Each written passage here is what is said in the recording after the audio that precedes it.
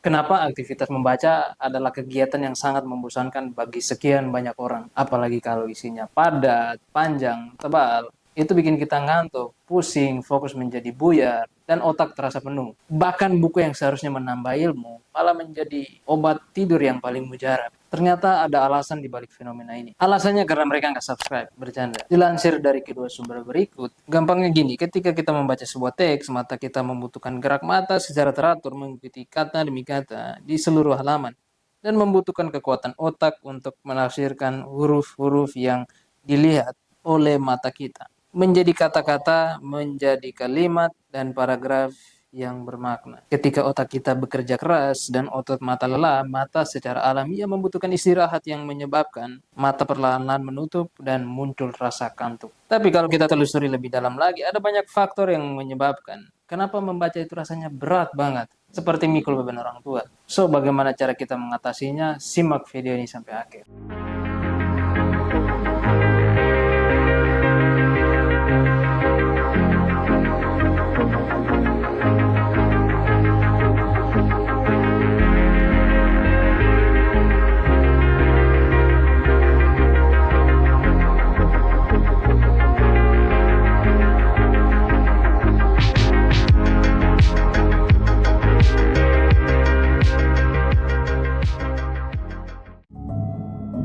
Sebelum kita masuk ke tips, mari kita lihat dulu minat baca orang kita. Survei yang dilakukan oleh PISA, Program for International Student Assessment, yang dirilis oleh OECD pada tahun 2019 menempatkan Indonesia pada peringkat ke-62 dari 70 negara terkait tingkat literasi.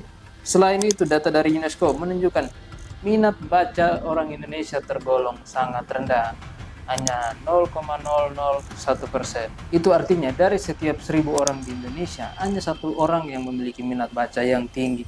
Ya, mungkin itu komparasinya terlalu luas. Coba kita mundur sedikit ke Asia Tenggara. Data yang dirilis oleh World Bank, kita berada di posisi keempat negara dengan tingkat literasi tertinggi di kawasan Asia Tenggara. Oke lah, kita nggak ketinggalan banget lah. Saya asumsikan kalian yang ini adalah orang-orang yang sudah suka baca atau ingin mengembangkan minat baca. Ada berbagai medium yang bisa kita akses untuk mendapatkan bacaan. Namun di video kali ini kita spesifik ngomongin buku. Bagaimana cara memilih buku yang efektif dan tepat dan meluaskan minat baca kita.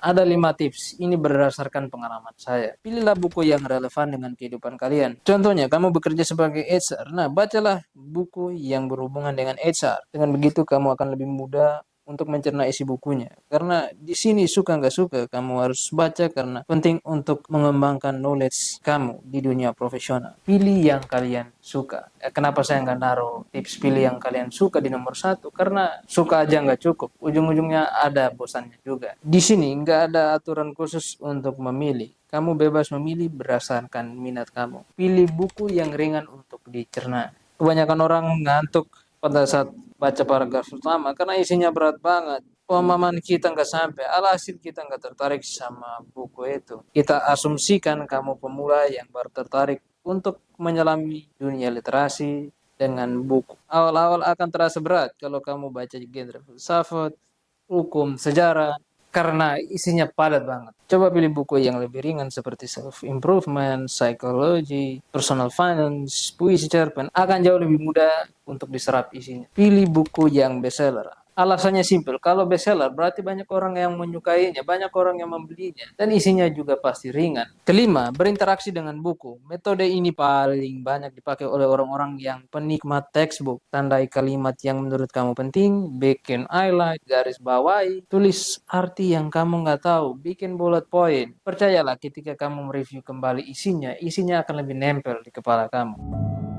Semoga 5 tips barusan menambah dan membantu kalian untuk memilih buku yang efektif dan juga menambah wawasan kalian dalam membaca. Again, ini adalah pengalaman saya, begitu subjektif, bisa saja menurut saya seperti ini, menurut kamu seperti itu. Tetapi tujuan kita sama, yaitu membaca. Monggo dipencet tombol subscribe-nya, nantikan konten selanjutnya. Showima Kasumasa.